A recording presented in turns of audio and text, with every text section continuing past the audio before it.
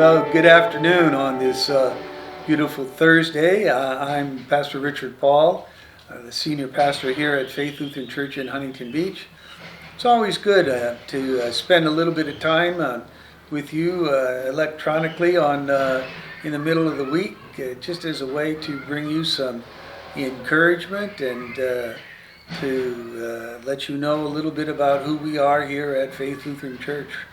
We're located at 8200 Ellis Avenue here in Huntington Beach at the corner of Ellis and Chapel Lane.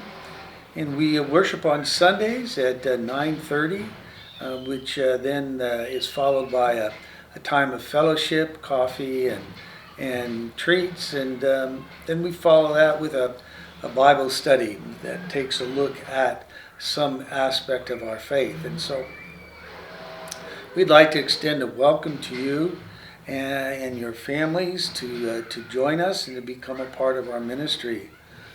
I think more than any other time in many years, there seems to be a real reaching out and a searching for God in these days. So many terrible things are happening in our world, and it would be nice if we could just sit and sort of talk sweetly and say everything is all right and wonderful. But the images on the news prevent us from doing that. We've been weathering a lot in these last couple of years with COVID and the different variants. And now with this terrible war and the atrocities in the country of Ukraine, we begin to ask the question that human beings have been asking for thousands of years. And that's why? Why do bad things happen? Why do people suffer? Why is there such hatred in the world that causes people to want to destroy one another? You know, this coming Sunday, we're going to take a look at that in our sermon. The answer may not always be pleasant to us, but it was the same question that the Jewish leaders asked Jesus one day when he was teaching, and they in essence, asked why do terrible things happen? And often people try to blame God. They think it's God's fault that there are tragedies, that there are automobile accidents that take people's lives, that there are struggles in families. And we're very good at pointing fingers and blaming others. I think kind of starts when we're siblings, right? And well, Johnny hit me first. Well, I'm not really sure Johnny hit you first, but we try to blame somebody for some of the mistakes that we make. And that blame game goes all the way back to the Garden of Eden. It goes all the way back to people blaming God for everything that goes wrong. And Jesus said, well, but what about those who were on a work project and the bridge fell on top of them and killed them? Whose fault was that? And that's what we face sometimes in life. We can't blame. We don't know who to blame. But we just know that terrible things happen. People suffer. And so this coming Sunday, I want to kind of take a look at that issue again. The answers aren't always enjoyable. But who of us ever is able to go through life without some bit of suffering, some difficulty? It's almost part of who we are as human beings. But how we react to it, how we deal with it, is really what's most important. And we know that people of faith, people who have this relationship with Jesus Christ in their life,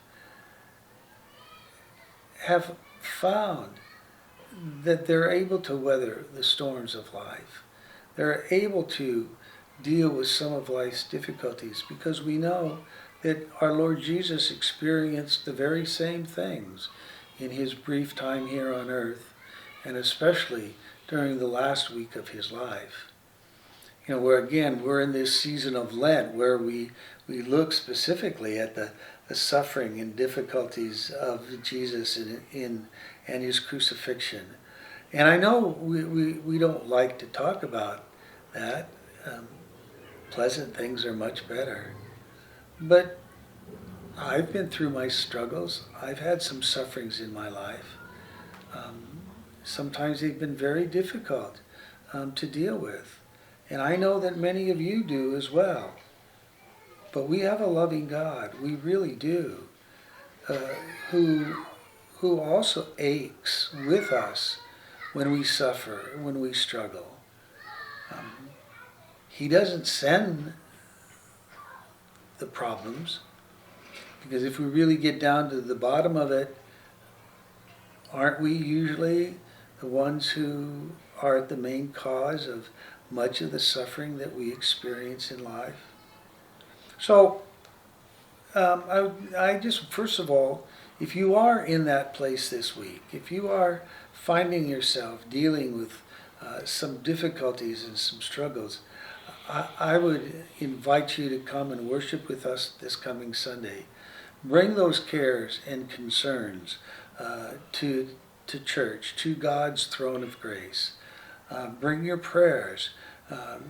Bring those concerns that are on your heart and place them before God, who has promised to take care of them, to ease our burdens and to fill our life with his rich grace. We worship, as I said earlier, at 9:30, and we would love to join you in worship and have you join us in our ministry. And we'd love to get to know you and to become a part of your daily walk with the Lord. So as we look forward to the remainder of this week and the joy and the beauty that we experience living here in Southern California, the freedoms that we enjoy living in the country that we do, may God bless you, and may God enable you to have grateful hearts and to be able, even in the midst of suffering, to thank God for your countless blessings. So on behalf of the church and my staff, we extend that welcome to you. I'd love to have you join us, and we're excited about being able to gather together and to worship and to be able to bring Jesus' love into people's lives.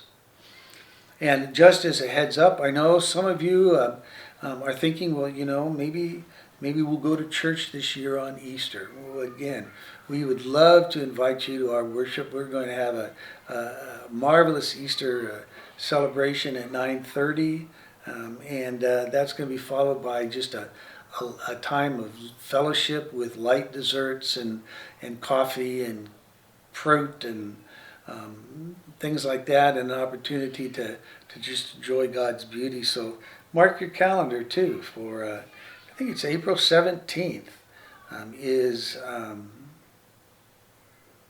Easter. And I could be wrong, but I think that's when it is. And we want to invite you to join us then as well. So God go with you this week. Bless you and your family. And may his gracious love surround you.